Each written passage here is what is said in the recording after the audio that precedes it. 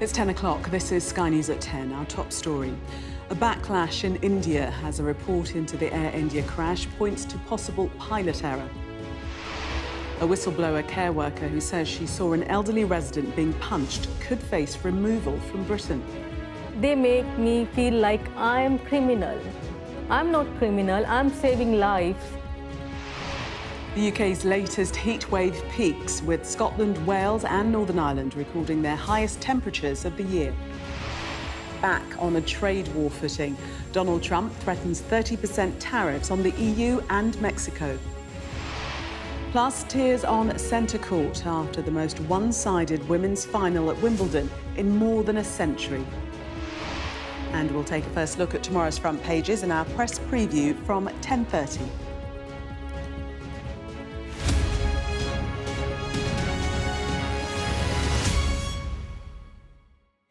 Good evening.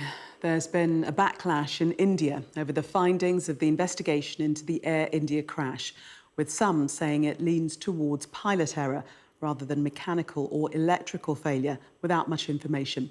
The first official report into last month's crash found that the fuel control switches were moved to a cut-off position shortly after takeoff. 260 people died, including 52 British nationals, when the Boeing 787 Dreamliner came down in the city of Ahmedabad. Our India reporter, Neville Lazarus, has more.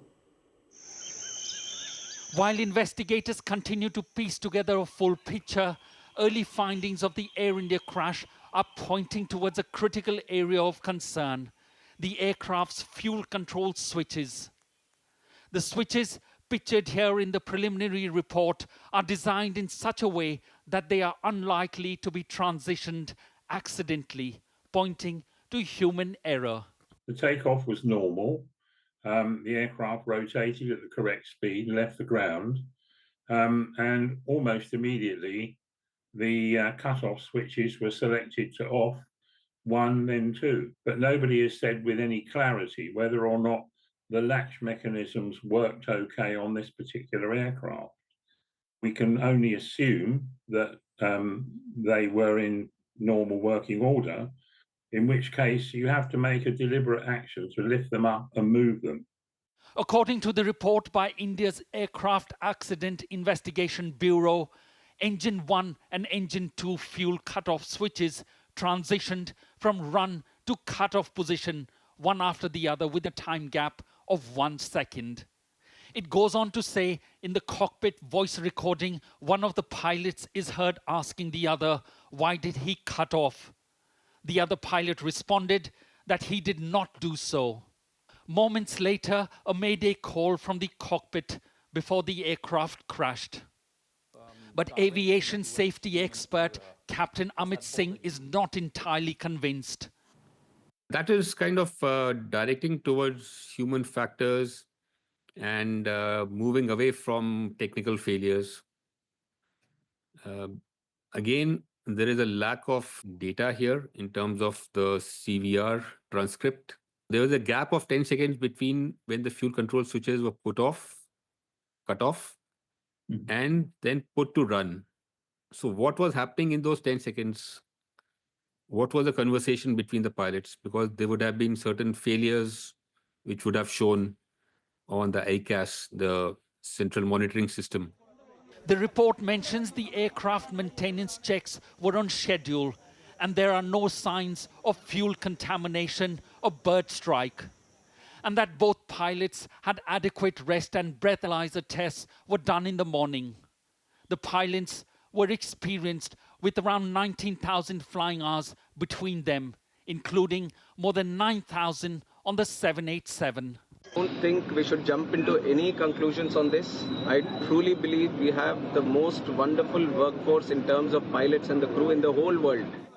The final report will probably take a year, but meanwhile, families grapple with the unimaginable loss of loved ones in one of the worst disasters in India's aviation history. Neville Lazarus, Sky News, Delhi. A care worker who reported the alleged abuse of an elderly care home resident could now face destitution and possible deportation. The whistleblower told Sky News that she witnessed an elderly male resident being punched several times by a carer, triggering a criminal investigation. Charities say it fits a pattern of employers using their power over workers' visas to stifle them reporting poor quality care, leading to worse standards. Our social affairs correspondent Becky Johnson reports. The abuse Mira reported while working in a care home was so serious it sparked a criminal investigation. She says she witnessed an elderly resident being punched by one of his carers. They tie with the blanket and they start hitting them. She told the home's managers, but says they turned on her. He said, change your statement and otherwise we will dismiss you. She refused and was fired. I was whistleblower there. They should appreciate all these things. They make me feel like I'm criminal. I'm not criminal, I'm saving lives. The care home had sponsored her visa when she came to the UK from India last year.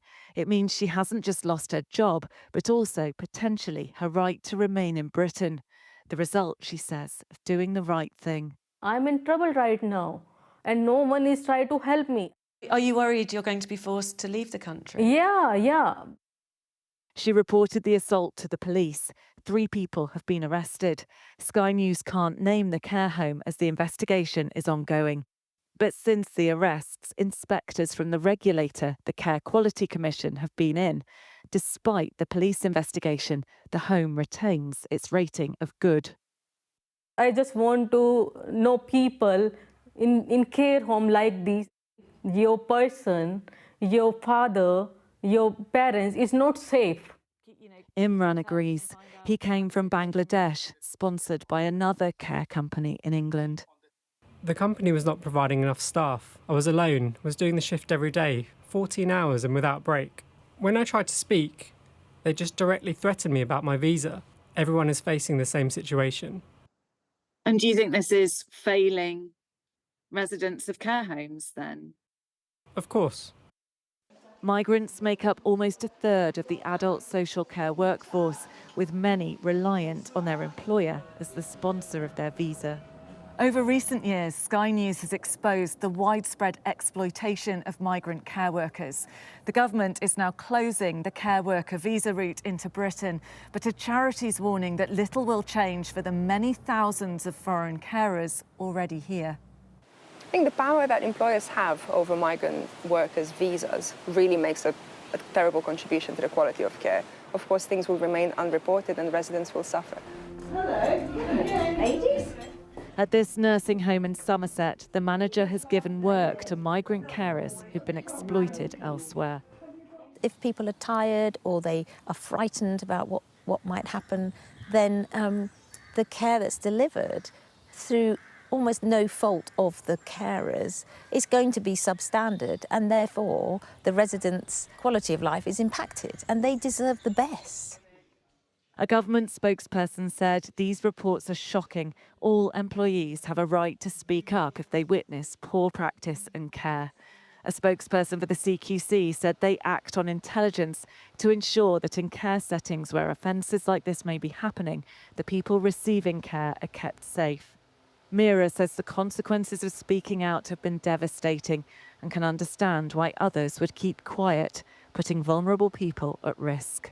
Becky Johnson, Sky News.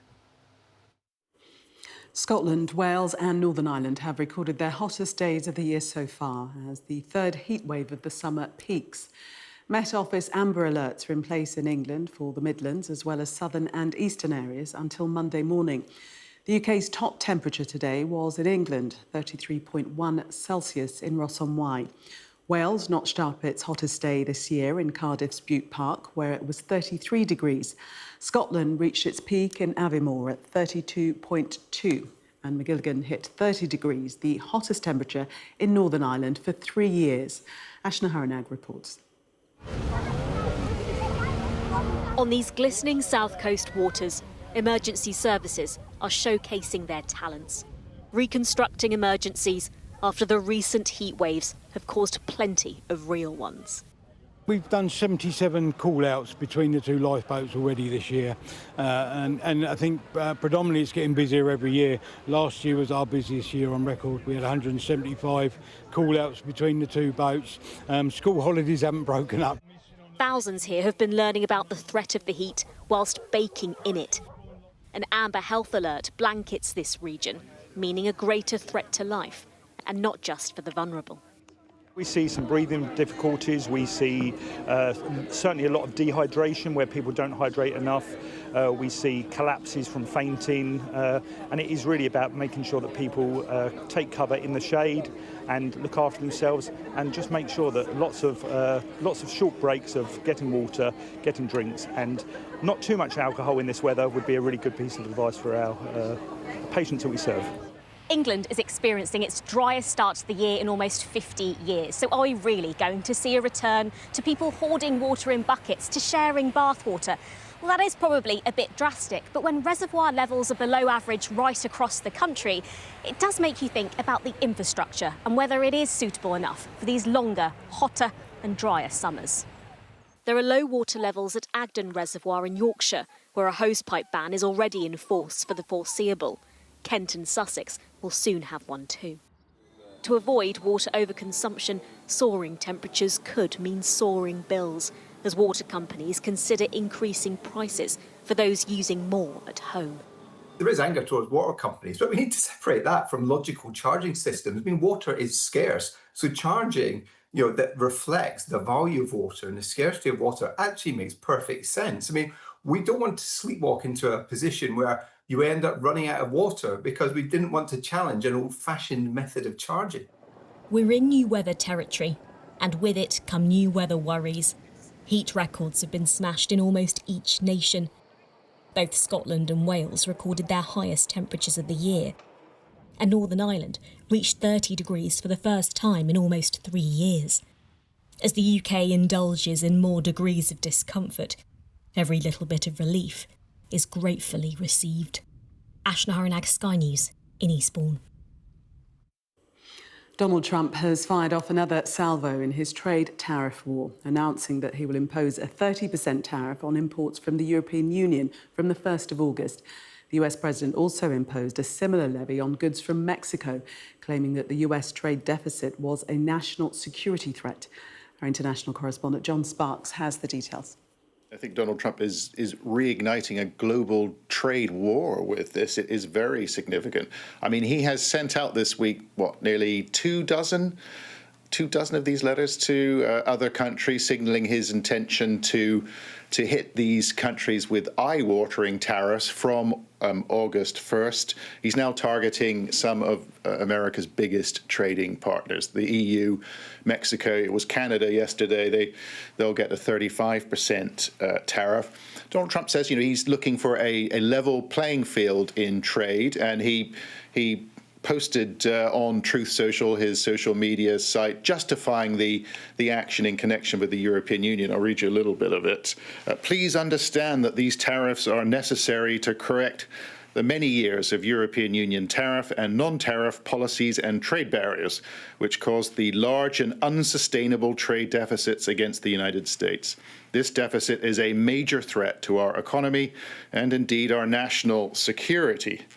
Now, the European Union had been trying to sketch out a sort of rough trade deal with him, an agreement in principle that would serve as something for more detailed negotiations going forward. I mean, Mexico and Canada, they had been negotiating with him as well. And you know what? It just doesn't look like Donald Trump is interested. Earlier this week in a televised cabinet meeting, he said, look, a letter means a deal. A letter means a deal. And he went on to say, we've got 200 countries. We can't meet 200 countries. It's too time-consuming. It's too complicated. So I think the question for the European Union and others is, what do they do? How do they respond? Do they respond?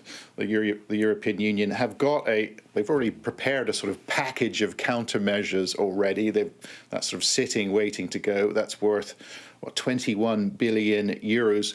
But they would prefer not to use it. And I think that was reflected in the EU Commission, Ursula von der Leyen's response today. I'll read a bit of that. She said, imposing 30% tariffs on EU exports would disrupt essential transatlantic supply chains to the detriment of businesses, consumers, and patients on both sides of the Atlantic. We remain ready to continue working towards an agreement by August 1st. At the same time, we will take all necessary steps to safeguard EU interests, including the adoption of proportionate countermeasures if required.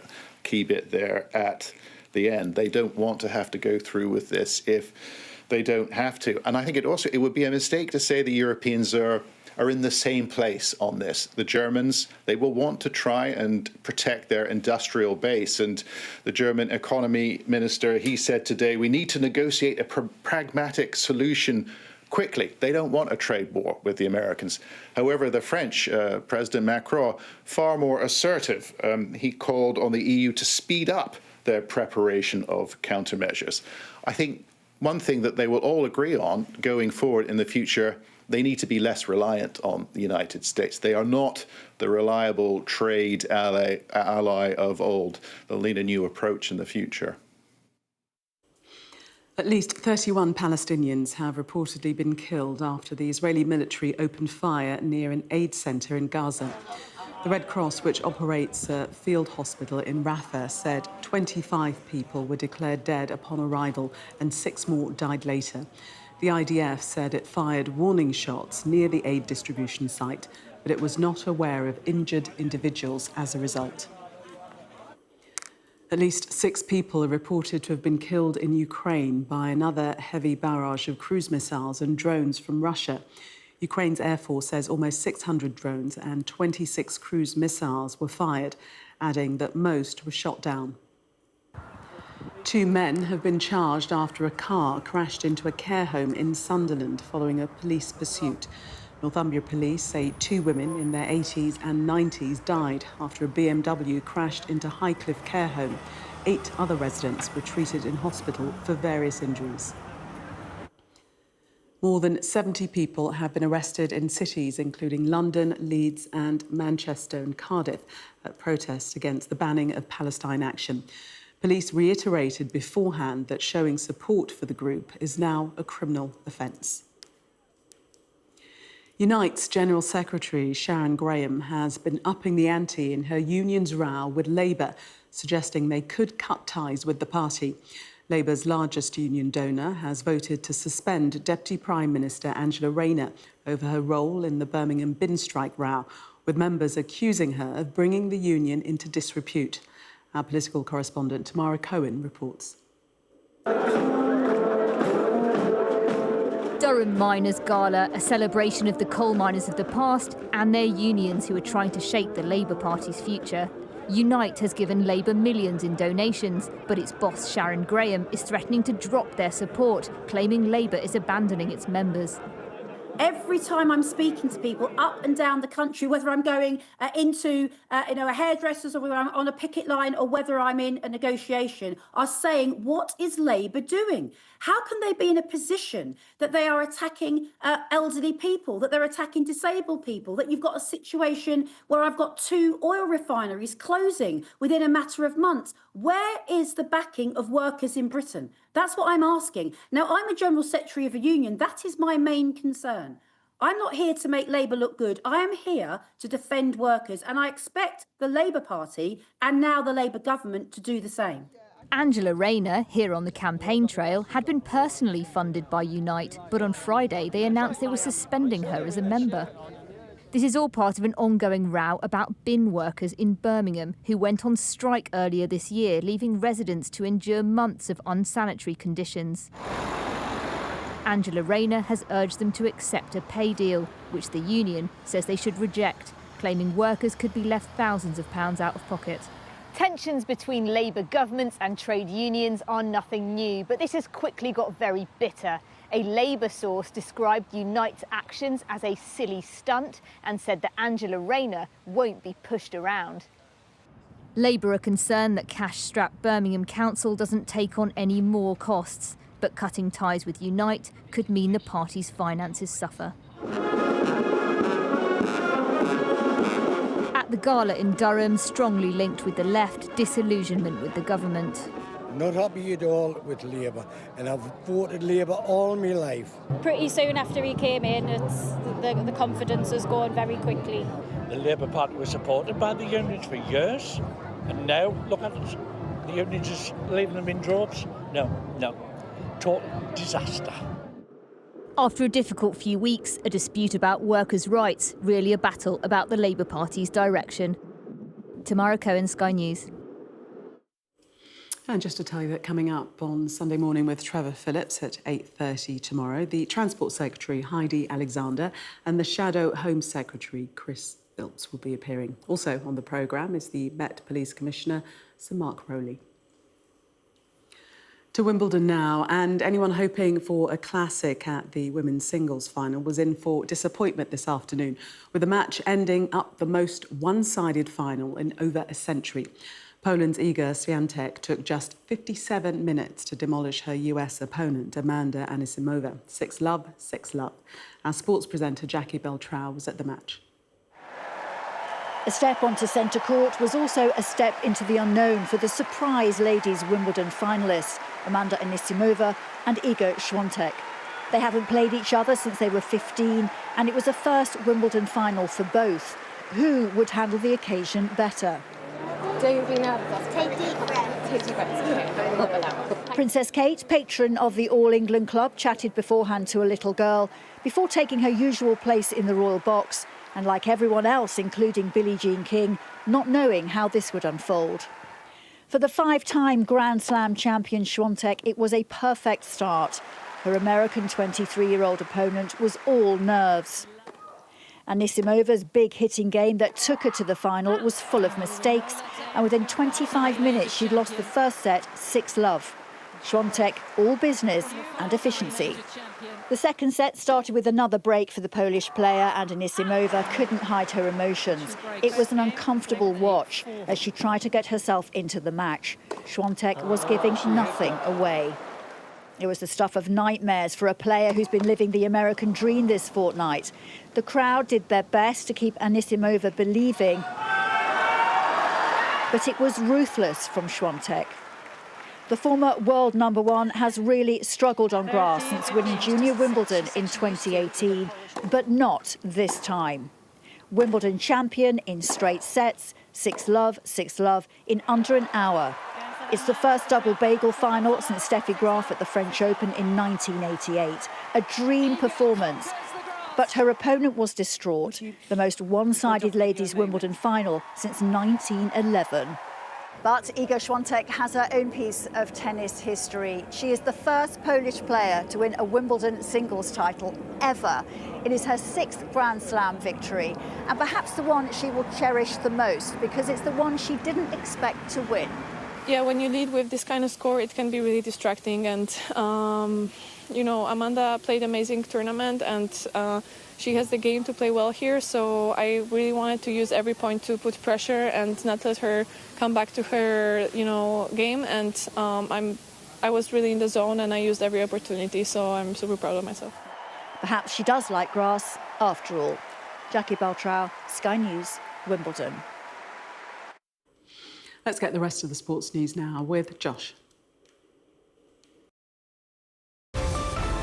Staying connected is vital for business. Sky Business sponsors this report.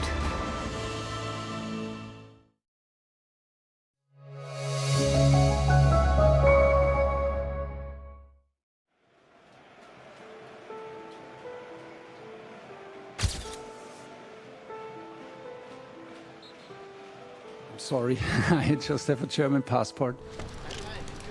Hopefully I can convince them and show them and prove them that I'm proud to be the English manager. For only the 3rd time in history, the FA have turned to a foreign manager to take charge of the men's England team. Thomas Tuchel follows in the footsteps of Sven-Göran Eriksson. If we don't do results, of course, they will try to hang me, but even if I was an Englishman, they hang me. So that's... And Fabio Capello. A winner with a capital W. That was the template. This is the man. When the news about Tuchel broke, there was a mixed media reaction. Some in Tuchel see a Champions League winning manager and the best candidate available if you want to win a World Cup. That's certainly how the FA bosses view it. But for others, there's a more fundamental principle here. They believe that an Englishman should be in charge of England. Well, I was hoping we'd get an English manager, but when you look at the choices, they're very few, aren't they? The jobs are so prestigious and there's so much money in the job that people are tempted to spread the net wide. There's nothing in the water that stops it. It's all about opportunity. I think it's probably a little bit simplistic just to put it down to national borders. On whichever side of the debate you fall, there is one fact which is indisputable. The pool of English coaches at the elite level of the game is pretty shallow. And the key question is, why? What we are deemed as English coaches, we're responsible for. Do you feel like to get a job in the Premier League as an Englishman, you have to be promoted to the division? I would say 99 times out of 100. You can't just give people jobs. I want to try and help in any way that I can produce more English managers.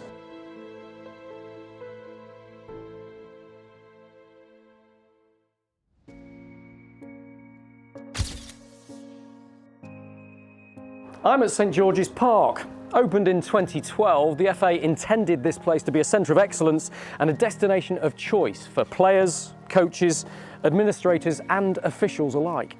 Why have the FA turned to the continent to replace an English manager who's been the most successful in the top job since Sir Alf Ramsey? Well, to answer that question, you have to look much deeper within the game. Before the birth of the Premier League, the English First Division was won predominantly by teams with British managers.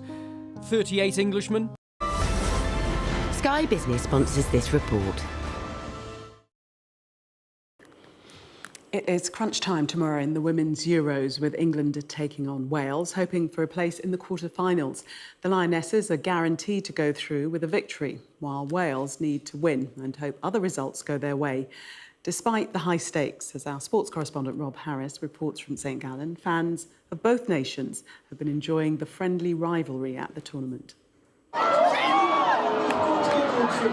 For football fans, this can seem refreshing. It's amazing and the atmosphere is just fantastic and we're all really lucky to be here as well. A bit more positive, isn't it? It feels like a more positive and a little bit more friendly. You can go and have a bit more conversation with other people. We spoke to a lot of locals today. And ahead of their group stage finale, England and Wales fans showing the friendlier feel to the Women's Euros, favoured by fans who can feel put off when crowds are more tribal, at times toxic at men's tournaments. When you're with this women's football, you all come together, it doesn't matter. There's nothing, no need for that. I'm with a bunch of Welsh girls and I'm English, so it just proves that it don't matter really. In the team camps, Wales are clearly more motivated by the chance of pulling off an upset. As a Welsh woman, do you want to knock England out? Of course you do. It's in our blood, it's in our DNA, and, you know, the rivalry is, as I've mentioned, has always been there and always will be there. For the fans and everybody around there, I think the rivalry is brilliant. I think the atmosphere tomorrow is going to be great and something that we should all look forward to. But from a personal perspective, it's another really important game. And this is where the neighbours showdown will play out in St Gallen. And while it might seem improbable, it's not impossible. Wales can still reach the quarter-finals. They'll need to beat England by at least 4 goals and hope France continue their perfect record by defeating the Netherlands. England need to match the result of the Dutch, so they know a win will carry them through. But whatever the result, many fans want to savour this experience here. And a Wales fan we encountered on a sightseeing trip to FIFA HQ contrasted the experience going to women's and men's football. It's over-drinking, the use of substances which shouldn't be anywhere near a football ground, and then it's hooliganism, where you won't get that at a women's game. And around the FIFA Museum, reflections on being a female fan. Men's Premier League games are just like, I would describe the male behaviour as like aggressive or like violent almost towards the home and away fans, whereas like the women's experience, like yeah, there's still that banter and like element of like home and away and competitiveness, but it's not scary or intimidating. When the Dutch marched to the match against England here during the week, their rivals were invited to join in.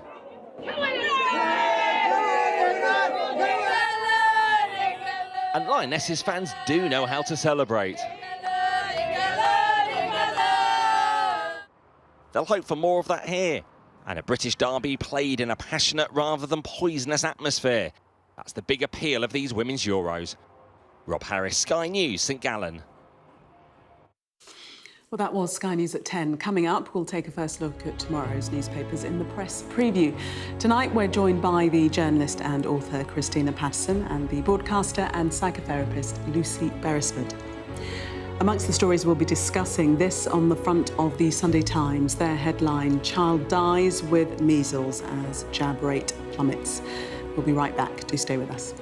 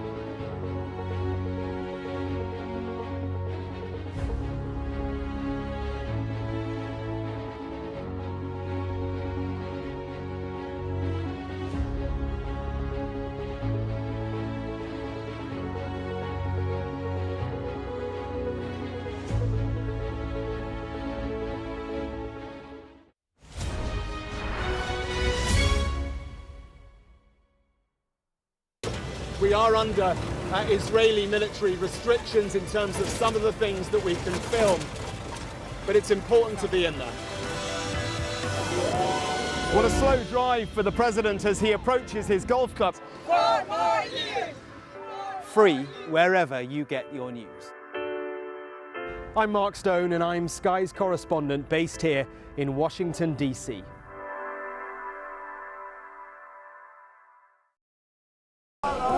Turkey is burying its dead.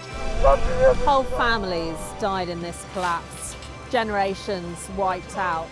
I'm Siobhan Robbins, Sky's Europe correspondent based here in Berlin. This is just a small sample of the deadly arsenal taken off the streets. Anyone could say, I'll do that, and then have to go and shoot someone. Yes. Sky News. Get the full story first.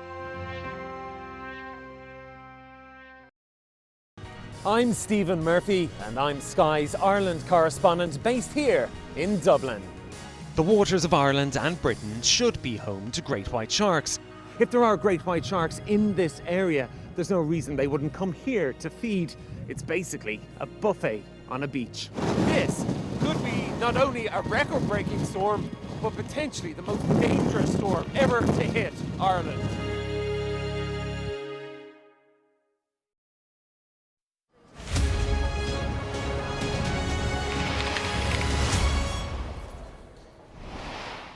Welcome back. You are watching the press preview, a first look at what's on the front pages as they arrive.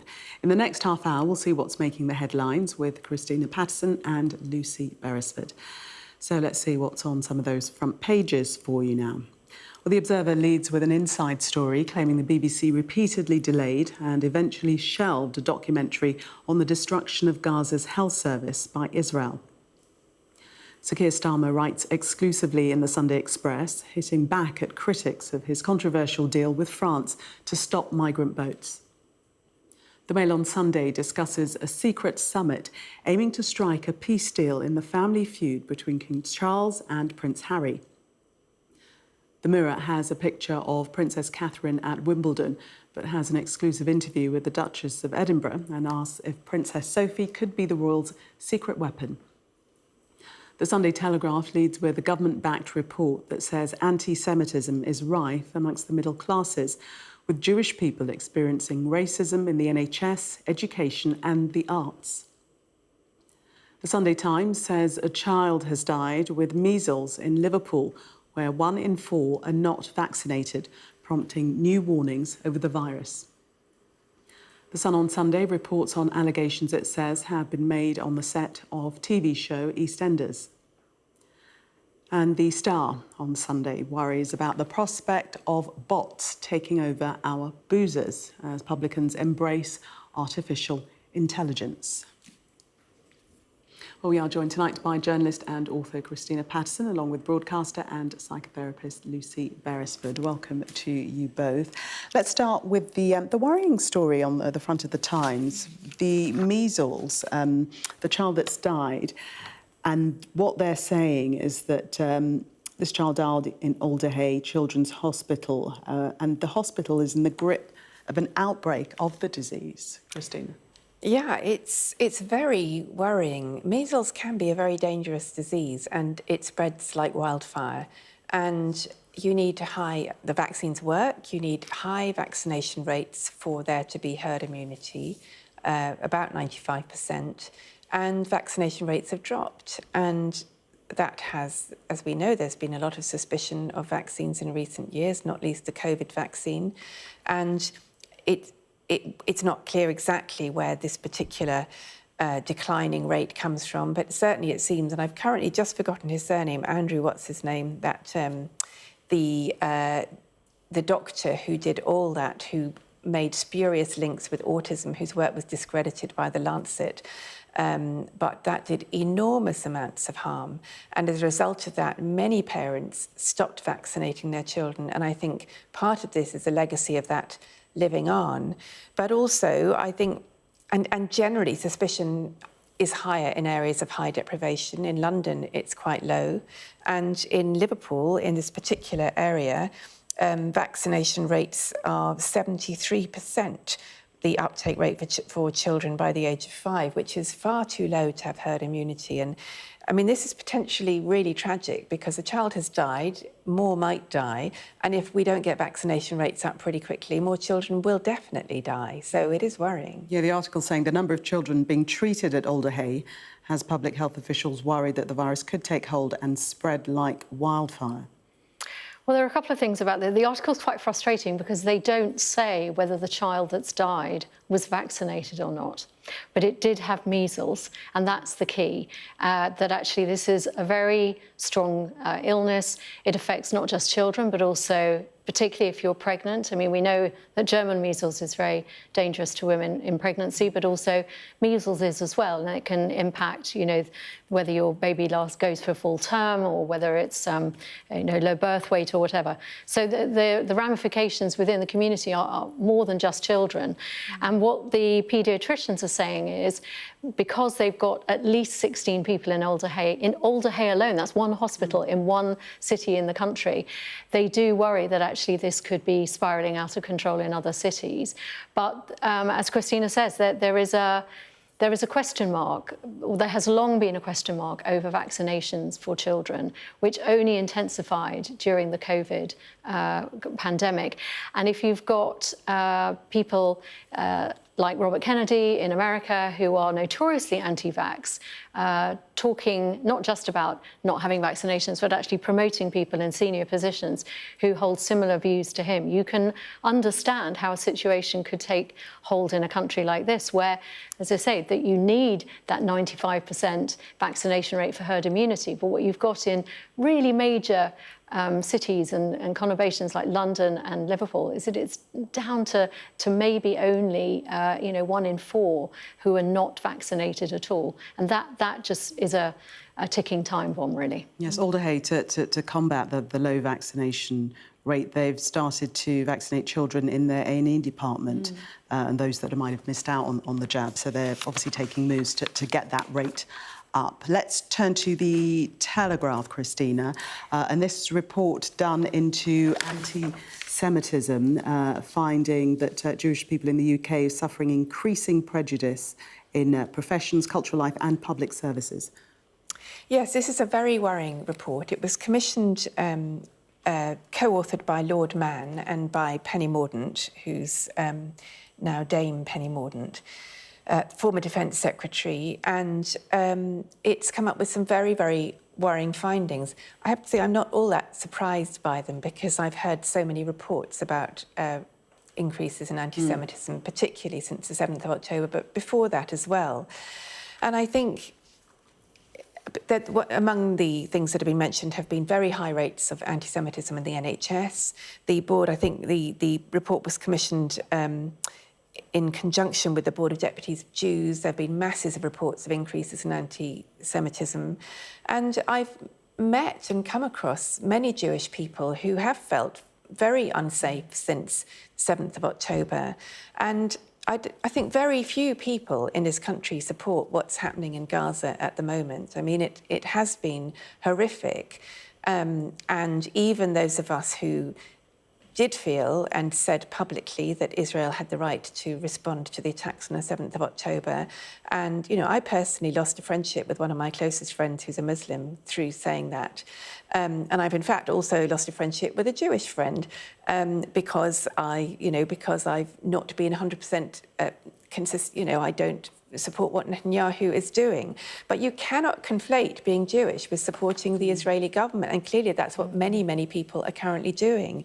So I think this is a very worrying report, and there are various measures that have been suggested in response to it. One is giving people basic training in their workplace about anti-Semitism, which I think probably isn't a bad idea, and generally people have talked in universities about Jewish students seeing their teachers on demos promoting the Antifada. The Antifada is violent attacks on Israel. Nobody should be promoting violent attacks on anybody in a public place or a private place. So it is alarming, and I do hope that people, action will be taken as a result of this. And what is quite alarming about the report is that it's pervasive, isn't it? It's all areas of society. They're saying that the health service found many Jewish employees within the NHS felt that issues in their workplace were being swept under the carpet.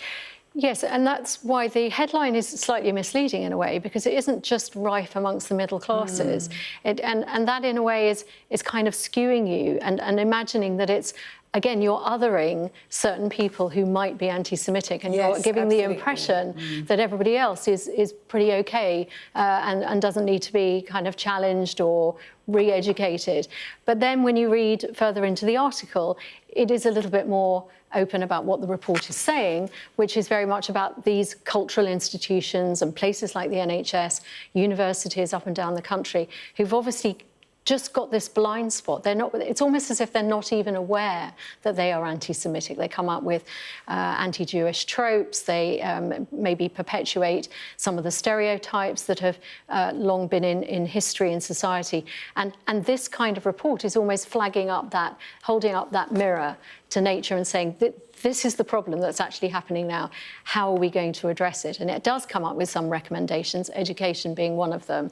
But I think that quite a lot of emphasis also needs to go back to the police again, because one of the things that has been highlighted in this is that difference between the fact that this atrocity took place in October 2023, and then thereafter, for weeks and weeks and weeks, every single Saturday, there were marches that were incredibly intimidating to Jewish people, to such an extent that my Jewish friends did not go into the centre of London for months at a time, and nothing was done about it. So if all very well and good, highlight the NHS, highlight the universities, don't forget the police.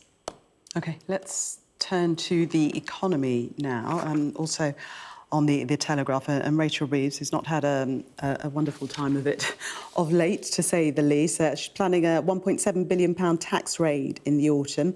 Will use her next budget to increase business rates for department stores and supermarkets. Not going down, you're shaking your head, not going down very honestly, well with the business community. Does this woman understand anything about economics? I really worry. What was she saying earlier this week? That actually she was going to try and encourage fewer people to save up to £20,000 in an ISA, which is a very safe form of investment and a very very secure thing for people to do. But actually the alternative is to put your money in stocks and shares, which is way more volatile. Does she not understand how stock markets work? This is her latest initiative, having completely destroyed business confidence in her budget last year by introducing or raising national insurance contributions for businesses. Now what she's going to do, again, completely anti-growth, she's going to try and increase business rates for commercial enterprises in the high street. And if you're a bigger enterprise, so if you're a Marks and Spencer, for example, other supermarkets and department stores are available, but if you're a big one, you're going to pay more. And if you're small, then it doesn't really matter because you're only going to have a little increase. But what she doesn't really understand is that in the high street, or in a shopping mall, some of these really big stores, they're like the anchor traders. You get them in place, you get your Primarks, and that's when the other retailers come in. So again, who's going to pay? Who's going to end up paying for this? It's going to be the consumer, because places like John Lewis, Marks and Spencer, small, little, tiny greengrocers, they're going to have to pay more for their business rates, and they'll pass that on to the consumer. Well, we could see the larger retail stores simply close. Yeah, I mean, I think most of the high street is struggling enormously at the moment, but I don't think it's fair to say that Rachel Reeves doesn't understand economics. I think her hands are so tied on every front. It's very hard to see what good options she has, because they tried welfare reform and their MPs wouldn't allow them to do that. They wanted to cut back on the two-child benefit limit, but that, I imagine that won't be possible now because they're so boxed in. They had to U-turn on the winter fuel allowance because there was such a backlash amongst people for that. They can't touch the triple lock because those are the people who vote, and because it's like a shibboleth. Well, they could if they were politically brave. They could, and yes, also she doesn't. Well, they've tried to be. I mean, I personally think they should, but they've tried to be politically brave, and it doesn't really help them. And as we saw from her tears that sent the markets into turmoil. Her fiscal rules clearly matter to the markets. Whether we like that or not, they do. So her options are very, very limited. And I think they probably will have to raise one of the taxes they said they wouldn't raise, income tax or national insurance or one of the others. But I do think all of this is about trade-offs, and there are no good options here. Someone will pay with every one of those options. It's not necessarily about the markets not wobbling about the fact that she may or may not destroy her own fiscal rules. It's the lack of transparency. I think it's that lack of, if she had a good narrative to tell and she was able to convince the markets and convince her own backbenchers, the markets would be much more forgiving because they know the position she's in. Wobble when she had a wobble. Well, that was because they didn't even know whether she'd be in place by the end of the day. Labour pointed to the fact that because she was staying, they actually stabilised. So it's a positive. Absolutely right. Absolutely right. But there is much more to say on this, but we have run out of time. Okay. We have run out of time, so thank you very much for the moment. Coming up, an early report into last month's Air India crash leaves plenty of questions unanswered. We'll have that story next. Do stay with us.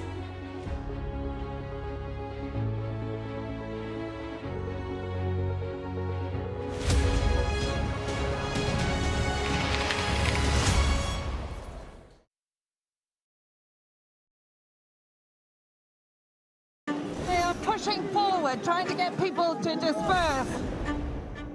What Prince Harry wanted to do was to eject me. Is that your opinion? It is. It is. They were serious, coordinated attacks.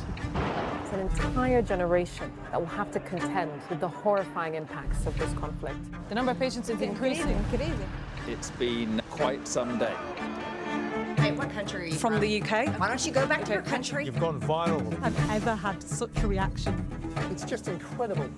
Since the Oval Office meeting, have they reached out to you? If Ukraine asks for help and its allies decide to help, then that's the end of it. Criticism of you, the president, is banned. How is this a fair election? A historic day here today. Beth Rigby from Sky. You said to people, I'm not coming back for more, but you have come back for more. There could be some more painful decisions to come. Thank you. Thank you. I'm Siobhan Robbins, Sky's Europe correspondent based here in Berlin. In Sweden, police have seized a lethal stash. Anyone of any age could say, I'll do that for £1 million and then have to go and shoot someone. Yes. Sky News, the full story first. I'm Greg Milam and I'm Sky's Chief North of England correspondent. This is insane. This was a bustling residential area. I'm Yusra Al-Bagher, Sky's Africa correspondent based in Johannesburg, South Africa. How difficult is this to police tonight? Off the scale. I'm Dan Whitehead, Sky News' West of England and Wales correspondent. Here we go. 2, 1. Thank you, Sophie. The big announcement. The battle for number 10. The drone is above us.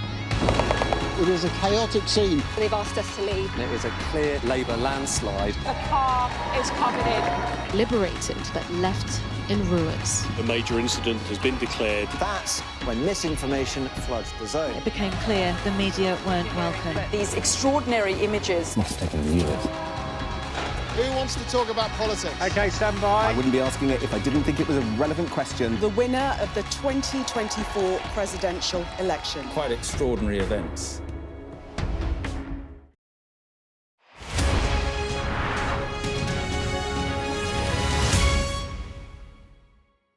Our app gives you the very best of Sky News wherever you are. Breaking news, videos and analysis. Evidence of the crisis. Podcasts, watching us live. Live here from Washington. Wherever you get your podcast. All in one place. And all at just the touch of a screen. The Sky News app. Get the full story first.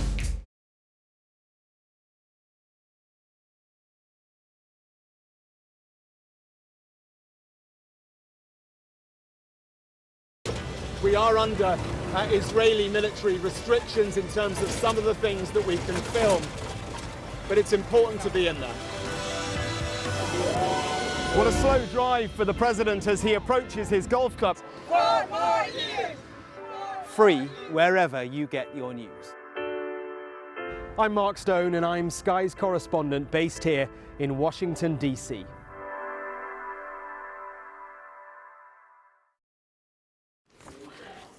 Welcome back. You are watching the press preview. Still with me, journalist and author Christina Patterson and broadcaster and psychotherapist Lucy Beresford.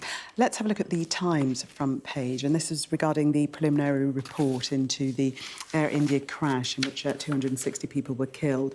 This preliminary report suggesting that there was a conversation between the pilots in which one of them said, why did you cut off the fuel? And the other responded that he did not do so. And this is the fuel that obviously the aircraft needs in initial takeoff. So we don't know exactly what's happened, but it is pointing towards human error. Yeah, or worse. When I heard that story, I kind of almost literally had a sharp intake of breath because it is very shocking. It's a very shocking development. And we don't know which pilot. The story mentions that the captain was a very, very, very experienced pilot, and he was training the other one. We don't know which one said, why do you turn the fuel switches off? But these are not, I understand, switches that can just be accidentally flicked off, and there are 2 of them. So it very much looks or sounds like a deliberate move. Now, who knows, maybe somebody went mad and did it deliberately in a fit of we don't know what.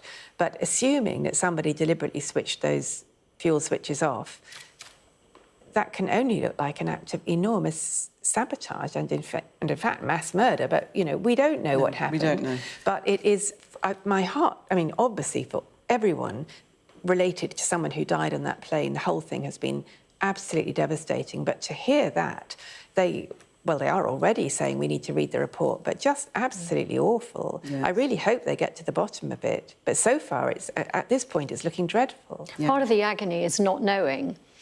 And then you think, well, actually, would you sooner not know? Would you sooner think it was an accident? Yeah. Or would you sooner suspect that actually these switches, which actually almost like old-fashioned gear levers, they have to be lifted up in order to be pulled back?